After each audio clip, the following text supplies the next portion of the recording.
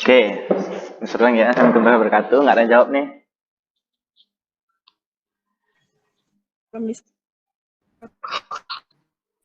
Salam. Selamat pagi semuanya.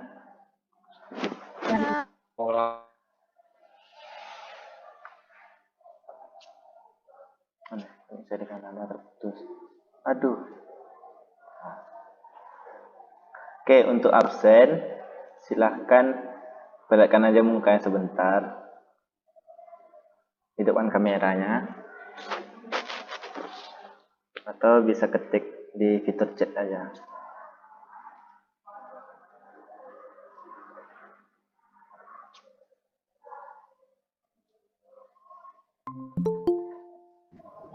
Belum mandi, Pak. Belum mandi.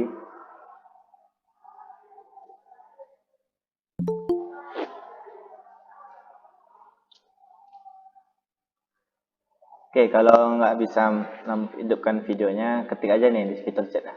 Ketik hadir. Di itu, komentar. Nah ya, di komentar aja ketik. Oke. Oke, seperti ini. Rasendria hadir. Kevin, Gina, Elizabeth. Langsung banyak.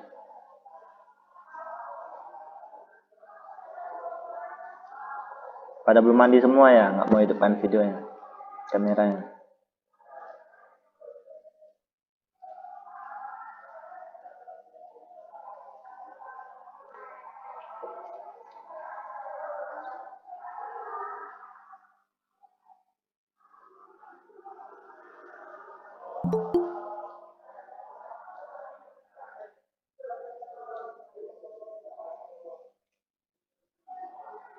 Sandria, Kevin, Gina, Elizabeth, Umul, Dimas, Fauzan, Aura, Andri, Haya, Hengki, Tanasya, Johan, Dika, Anggi, Naila, Gading, Kentang, Semila, dan terakhir ada Deko. Oke, udah sarapan semuanya?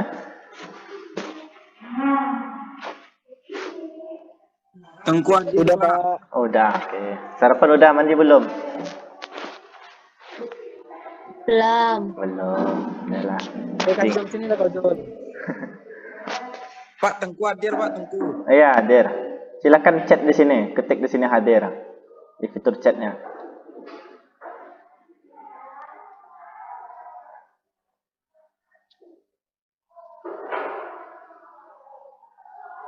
Oke. Kemarin kita sudah belajar tentang apa kemarin?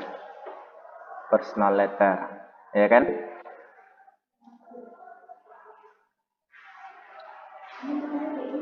Personal letter, kemarin sudah juga untuk latihannya.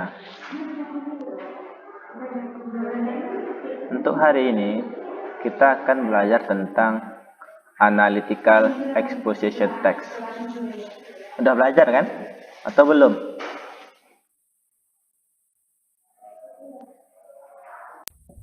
Analytical exposition text. Oke. Apa itu analytical exposition text?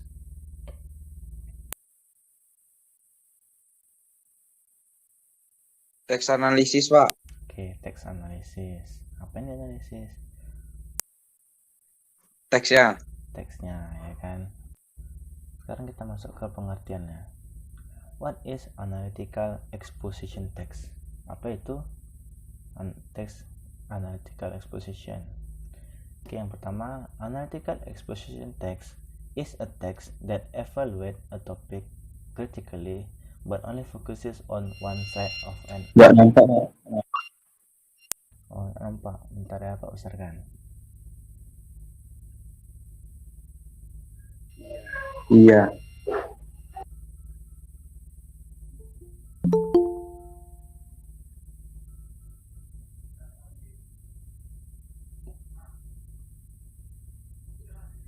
Oke, nampak.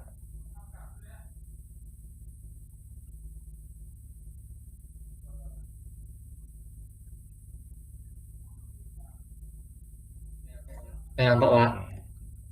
Oke. Nampak, Pak. Oke, kita lanjut. Jadi teksnya tadi fokus only one side of one argument. Jadi kita tuh milih satu sisi dalam menjelaskan sebuah teks itu. Misalnya kita setuju atau tidak, kita pilih salah satu dari sisinya. Misalnya nih, belajar online menyenangkan. Nah, kita mau kritik topik ini, kita setuju atau tidak. Nah, nanti argumen kita tuh bisa setuju atau tidak, baru kita jelaskan di dalam teks tersebut.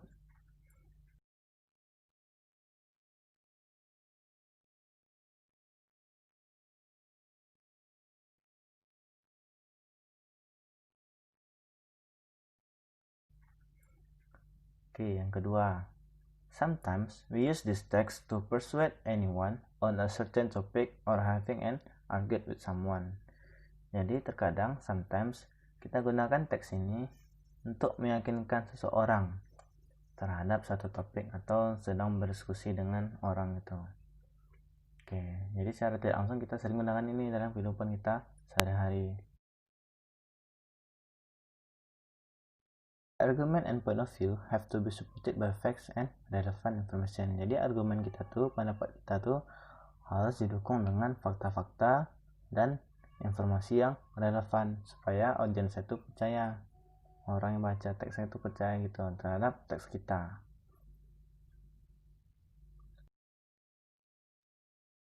Oke, yang kedua, purpose.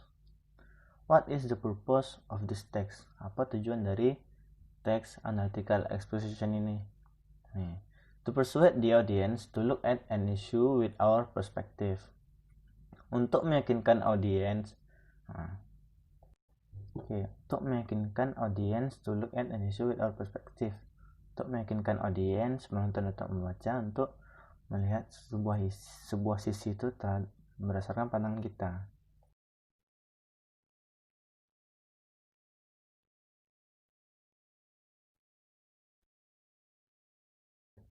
Where do we usually find the analytical exposition text? Kapan kita biasanya jumpa teks ini nih, teks analytical exposition? Yang pertama ada di surat. Oke, kita sering kita pakai surat untuk meyakinkan orang. Oke, bentar. Oke, besar-besarkan sedikit.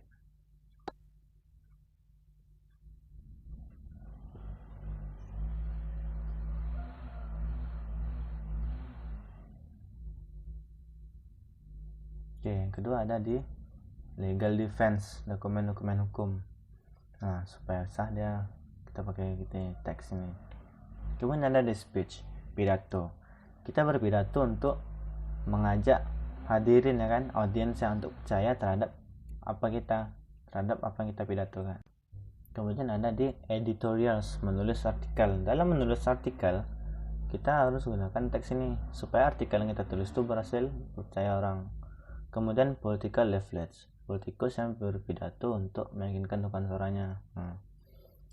Politikus itu sering menggunakan teks ini nih supaya dia tuh bisa berhasil meyakinkan orang-orang untuk mendukung dia.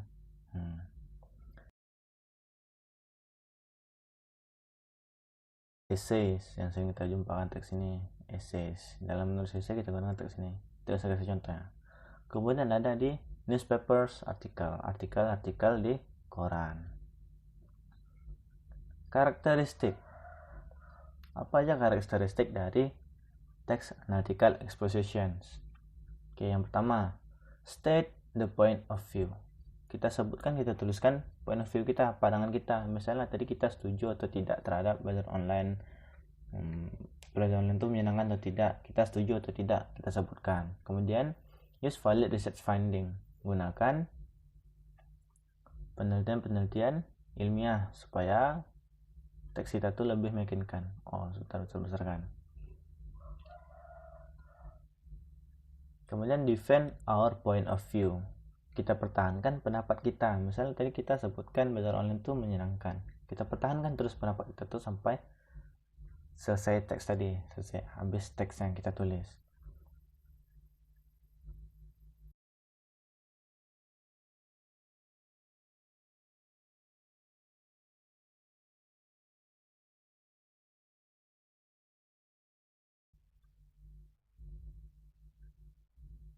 Kemudian nih, support the point of view with data like graphs, pictures, and charts. Kita dukung pandangan kita tuh dengan data seperti graphs, pictures, and charts. Grafik, gambar, dan diagram. etc. itu etc. dan sebagainya.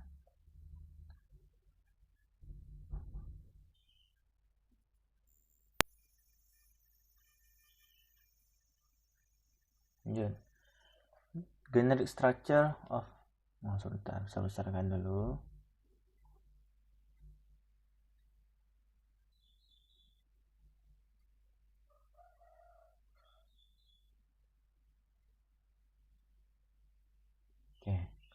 Generic structure of exposition text. Yang pertama ada title. Title sambut the topik, judulnya. Topik apa yang mau kita akan bahas. Introduction.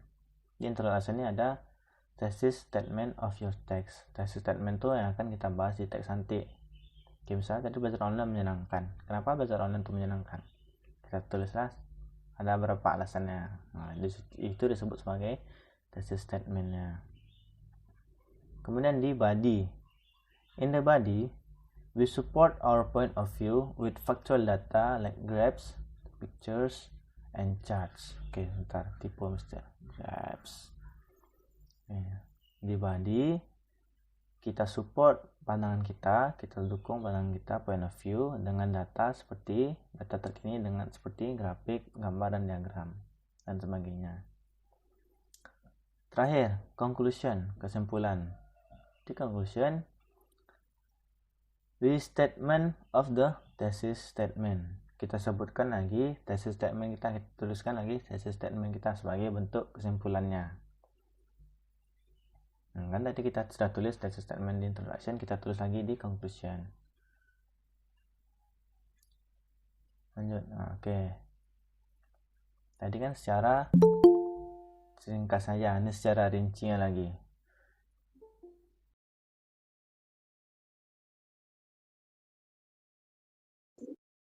Terlalu kecil ya, Pak? Pak, kecil.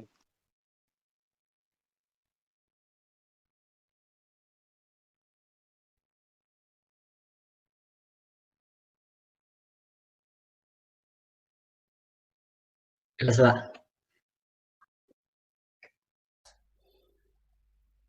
Oke. Title tells about the topic of the essay. Menyebutkan tentang topik yang akan kita bahas di essay nanti. Kemudian ada introduction. Introduction ini, this is the starting point of the essays. Awal permulaan dari essay kita, permulaan dari text analytical exposition. Kemudian state the topic and establish the point of view or thesis statement. Kita state topiknya, kita tuliskan topiknya, dan kita kembangkan pandangan kita, thesis statement.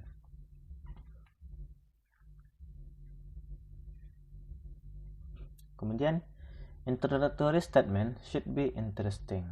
Jadi statement pembuka awal harus interesting. Harus menarik supaya audiens itu mau membaca atau melihat teks kita. Oke, jika dari awalnya sudah tidak menarik, pembaca tidak akan mau baca, tidak akan mau lanjut baca lagi. Jadi kita harus pandai membuat sebuah introductory statement yang menarik. Kemudian in a preview of points of the thesis statement. Jadi di introduction ini ada preview terhadap thesis statement kita, apa yang akan mau kita bahas di essay kita nanti.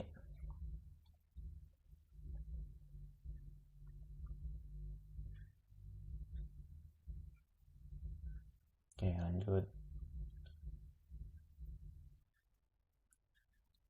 Di body. Oke, body ini adalah a series of arguments to convince or persuade the audience. Jadi sebuah series dari argumen kita untuk meyakinkan atau mengajak audiens, penonton atau pembaca supaya mau membaca atau tertarik dengan apa kita tadi. Oke, kan kita sebutkan thesis statementnya di awal.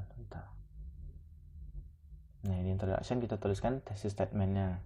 Jadi di body ini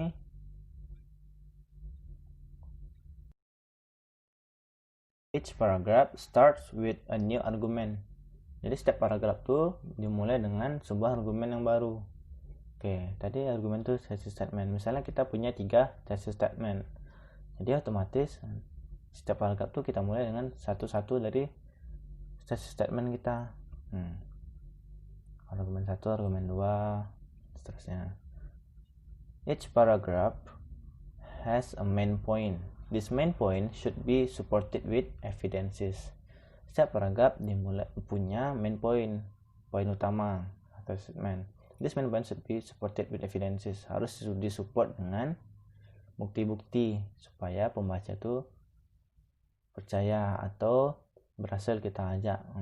Oke, kan tadi kita main point itu nih new argument kita. Oke, new argument. Jadi kita support new argument ini dengan evidences, bukti, supaya teks kita tuh lebih mantap. Kemudian use emotive words, mental verbs, causal conjunction to persuade the audience. Kita gunakan kata-kata yang menarik emosi, mental verbs, causal conjunction untuk menarik the audience.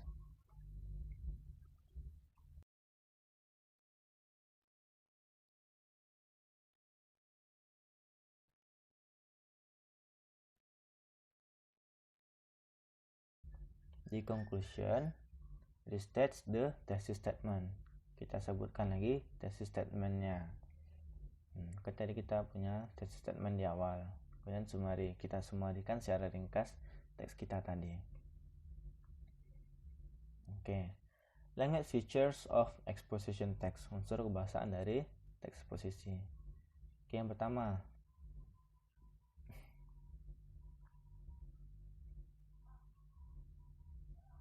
use descriptive persuasive words, words that trigger a positive or negative emotional response to emphasize our point of view. Oke, kita gunakan descriptive persuasive words, kata-kata yang bisa memancing respon positif atau negatif dari audience to emphasize our point of view, untuk mengembangkan pendapat kita. Misalnya nih, bad ini kan jelek, buruk. Daripada kita gunakan bad, kita gunakan terrible. Wow, gitu. Terrible nih kayak lebih dari buruk gitu. Lebih worse, lebih menghancurkan, lebih buruk lah pokoknya. Kemudian ada good baik, bagus. Daripada kita gunakan good, kita gunakan fantastic, incredible, marvelous. Oke. Orang lebih tertarik mendengar fantastic daripada good. Ada incredible, marvelous, yang sering diucapkan Jarjit, marvelous. Oke. Lanjut ke persuading, untuk membujuk. Daripada menggunakan persuading, kita gunakan convincing, realistic. Kemudian persuasive, meyakinkan, kita gunakan credible, sane, and rational. Kita lanjut. Oke, tadi udah. Sekarang unsur bahasa lagi. Use present tense, kita gunakan present tense.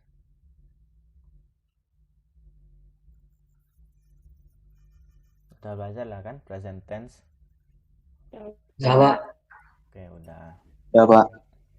Udah ngerti lah ya. Oke, kemudian use connecting words. Ya. Use connecting words to link arguments by arguments fluently and logically. Kita gunakan connecting words, kata hubung, untuk menghubungkan argumen demi argumen secara fluently, jelas, dan logik, secara logis. Contohnya nih, additionally, furthermore, moreover, and etc. Etc ini singkatan dari etc ini artinya dan sebagainya. Oke, lanjut.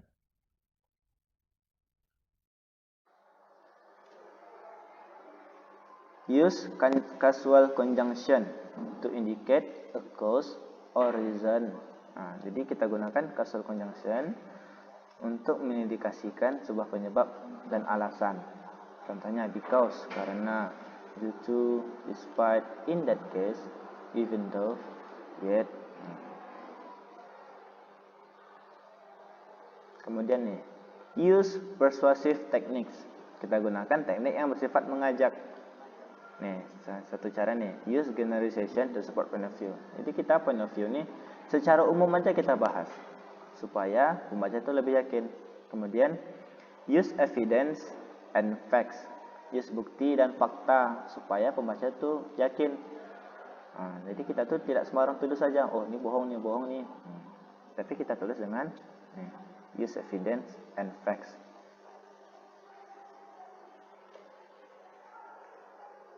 Oke, terakhir ada thank you.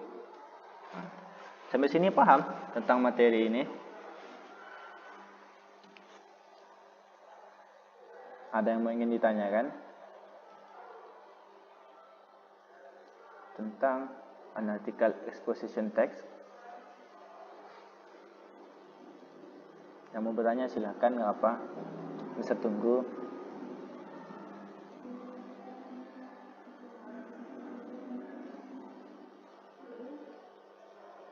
Kalau nggak bisa ngomong, chat aja di sini.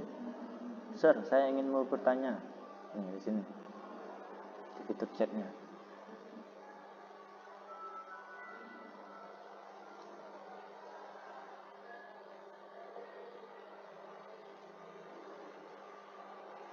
Nggak ada.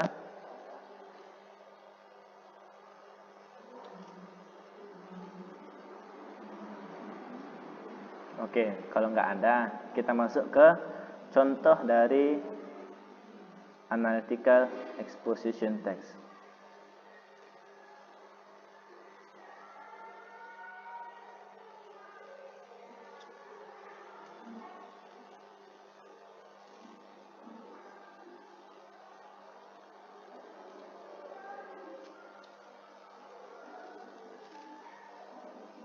Aduh, lama loadingnya. Oke, ini kecil kali.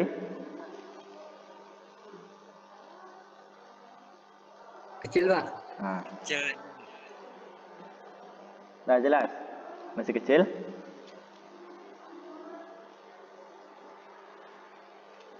Nggak jelas, Pak. Nah, oke. Ini salah satu contoh dari analytical exposition text. Memang panjang karena biasanya teks-teks analytical exposition ini termasuk teks yang panjang. Oke. Judulnya Online Learning During COVID-19. Pembelajaran online selama masa COVID-19. Oke, itu dari judulnya. Mari kita lihat tadi. Nih, title.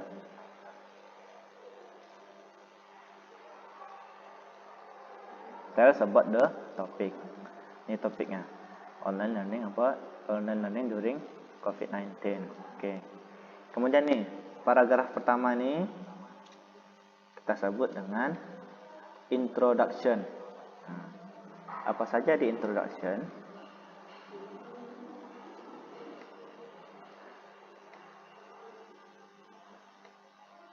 Ini tadi di introduction. This is the starting point of the essay. Jadi introduction ini awal mulanya kita nulis exposition text.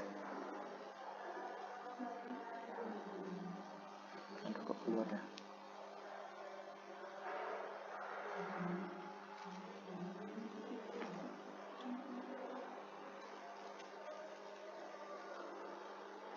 Oke. Ini tadi. Ini introduction. Apa saja di introduction? Nih, state the topic and establish the point of view. Introductory statement should be interesting. A preview of points of the thesis statement. Mana aja state the topic and establish the point. Nah, ini dah. Kita state topiknya. Topiknya tadi online learning during COVID-19. Nah, ini topiknya. It makes schools Indonesia close and the learning by online learning. Ini membuat sekolah Indonesia tutup dan pembelajaran dilakukan secara online. Oke. Kemudian apa lagi di introductory statement should be interesting. Nah, kita harus membuat paragraf ini menarik. Ini kalimat yang bisa membuat menarik. Online learning has positive and negative result. Nah, pembelajaran online bisa membuat hasil dampak positif dan negatif. Nah, orang tertarik dengan ini. Apa saja positifnya? Apa saja negatifnya? Tapi di sini penulis, but mostly negative results are more than the positive result. Tapi penulis di sini dia tuh memilih sisi negatif resultnya, dampak negatif dari belajar online ini. Dia sebutkan di sini, but mostly negative results are more than positive results. Dampak negatifnya lebih banyak dari positif. Oke, itu introductory statementnya. Kemudian nih, a preview of points the thesis statement. Terakhir di introduction kita tuliskan thesis statementnya. Nih, kan tadi disebutkan belajar online itu lebih banyak negatifnya. Apa saja itu? Nah, ini dia. Yang pertama, students who have problems with gadgets and internet connection. Students punya masalah dengan gadgets dan koneksi internet. Kayak kita tadi nge-lag tadi sebentar kan. Kemudian nih, students level understanding is different. Pemahaman siswa itu berbeda. Tidak semua siswa bisa paham dengan belajar online ini. Kemudian terakhir, and the last, too much homeworks and deadlines. Terlalu banyak PR dan deadline. Nah, ini dia thesis statementnya yang akan dibahas di teks ini.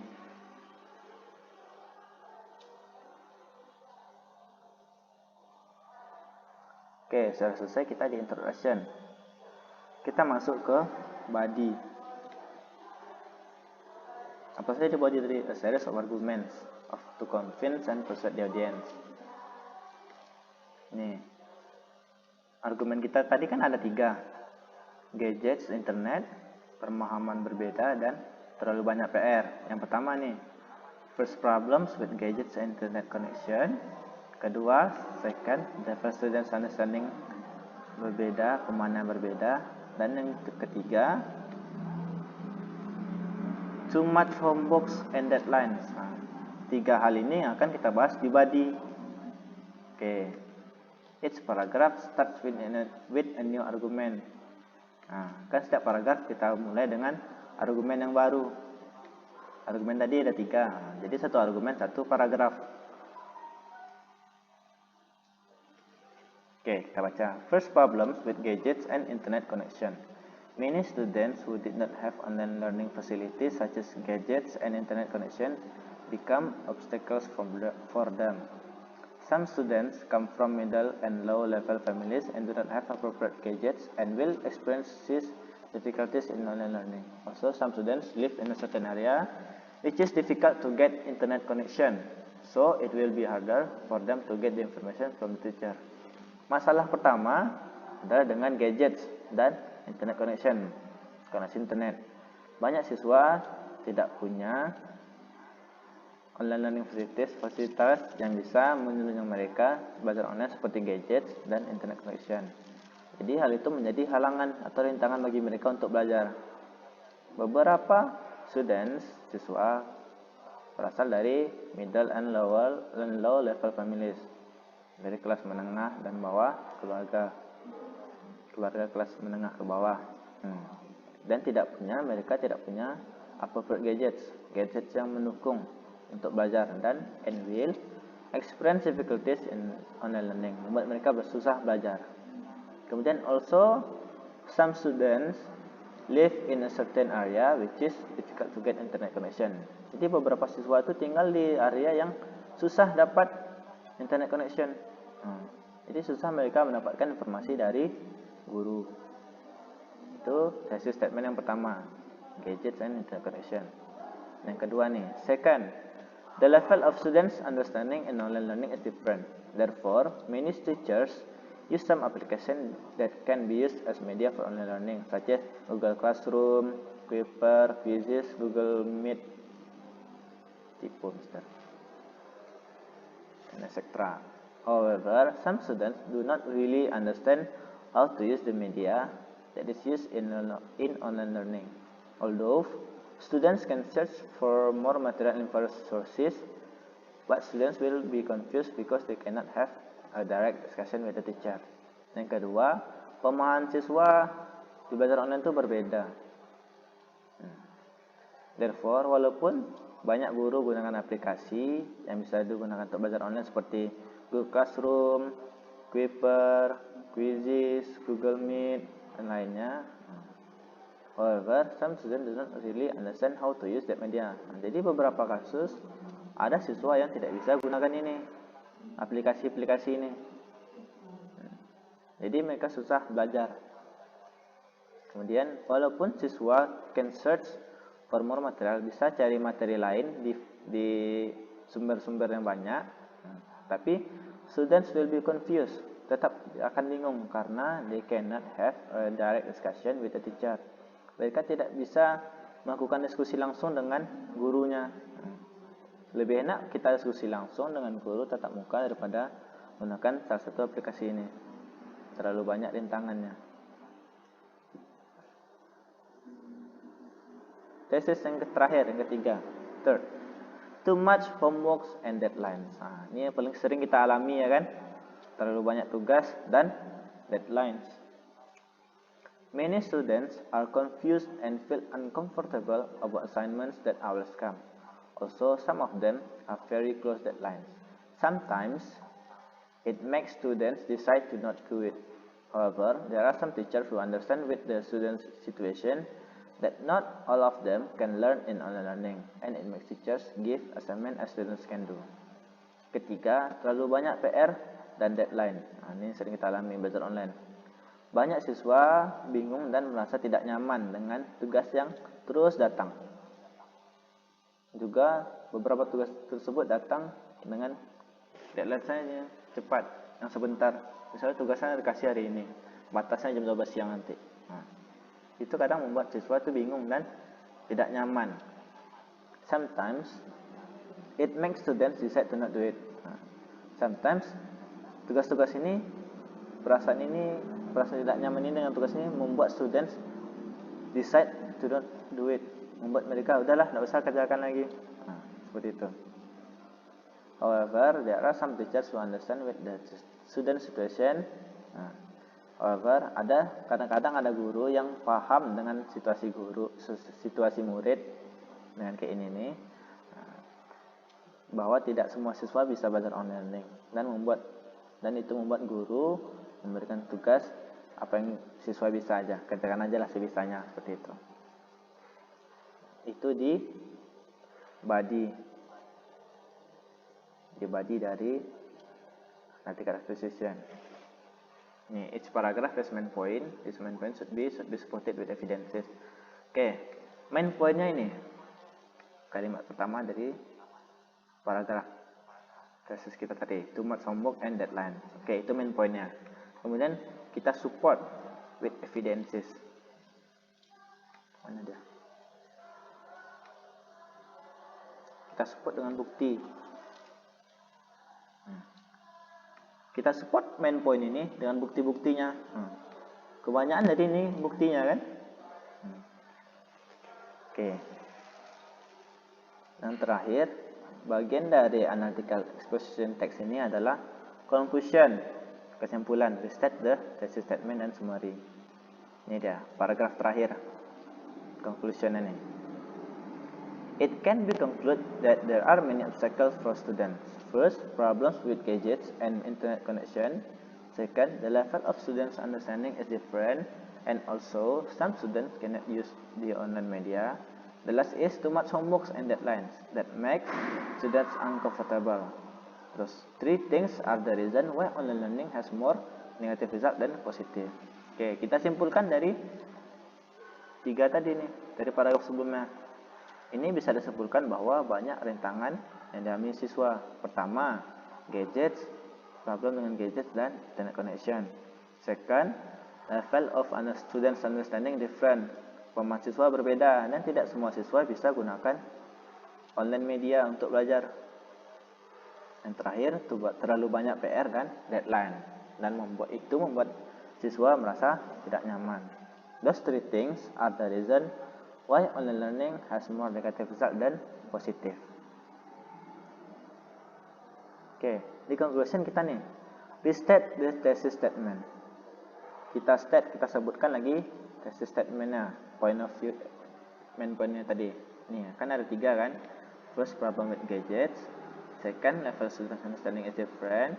And also some cannot use online media. Yang terakhir, poinnya terlalu banyak PR dan deadlines yang membuat siswa tidak nyaman. Oke, ini dia. Ini kita summary. Inilah summary-nya.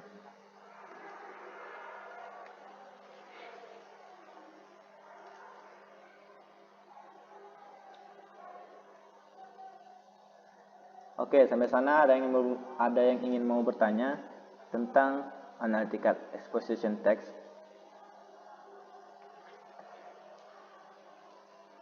Enggak, Mister. Enggak, udah yakin, paham? Enggak apa.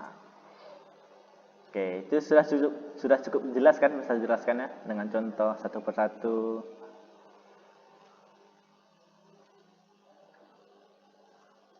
Yakin ada yang mau bertanya? Bisa tunggu.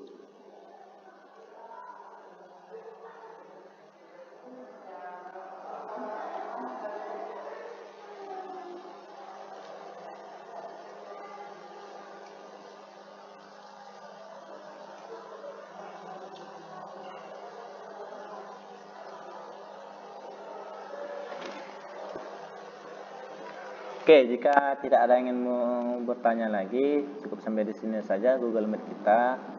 Nanti untuk kita sambung dengan di grup WA dengan sedikit latihan saja.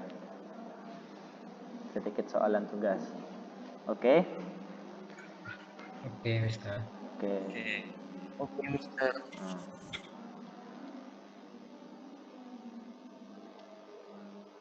Oke, thank you for coming. See you next time. Bye, Sir. Bye. Hai, Mister. Salam, bye. Ini siapa bergabung nih? Orang selesai dia bergabung.